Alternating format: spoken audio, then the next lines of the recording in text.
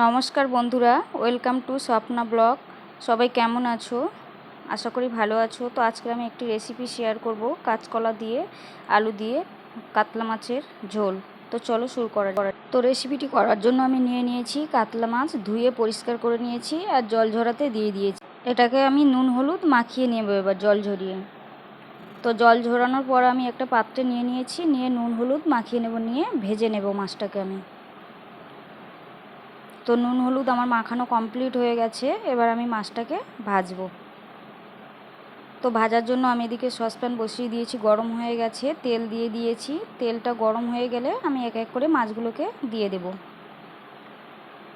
তো তেলটা আমার গরম হয়ে গেছে, এখন আমি মাছগুলোকে এক এক করে দিয়ে মাছগুলোকে ভেজে নেব। তো মাছ ভাজা হয়ে গেছে, আমি বাকি মাছগুলো ভেজে নেব তুলে নিয়ে।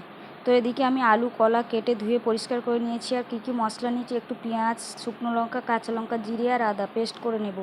তো মাছ ভাজা আমার কমপ্লিট হয়ে গেছে। তো এদিকে আমি কড়াই বসিয়ে দিয়েছি, তেল দিয়ে দিয়েছি। তেল গরম হয়ে গেলে আমি একটু দিয়ে দিচ্ছি জিরেটাকে দিয়ে নাড়াচাড়া করে নিচ্ছি। একটু নাড়াচাড়া করার পর আমি দিয়ে দেব কলার আলুটা। তো কলা আলুটা দিয়ে আমি একটু হালকা করে ভেজে নেব।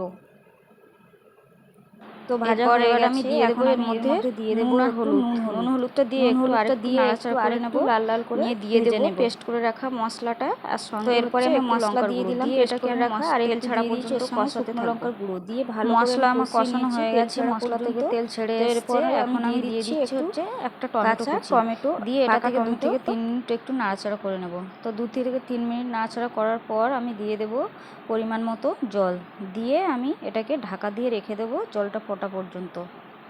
তো জল আমার ফুটে এসছে, দেখো। এখন আমি দিয়ে দেব ভেজে রাখা মাছগুলো দিয়ে আমি এটাকে 5 থেকে 7 মিনিট ঢাকা দিয়ে রেখে দেব আলুটা সিদ্ধ হওয়া পর্যন্ত। তো আলুটা আমি নেড়ে চেড়ে দেখছি সিদ্ধ হয়েছে কিনা, এখনও হয়নি। তো আরও 3-4 মিনিট আমি ঢাকা দিয়ে রেখে দিচ্ছি। 3-4 মিনিট পর আমার তরকারি কমপ্লিট হয়ে গেছে। নুনটা একটু কম ছিল, আমি নুনটা দিয়ে নিয়েছি, ঠিকঠাক রয়েছে। এখন 2টো শুকনো কাঁচা লঙ্কা আর হচ্ছে একটু ভাজা মশলা আমি দিয়ে দিলাম, জিরের গুঁড়ো আর ধনের গুঁড়ো ভাজা করে দিয়ে এটাকে আমি 2 থেকে 3 মিনিট ঢাকা দিয়ে রেখে গ্যাসটা বন্ধ করে দেব।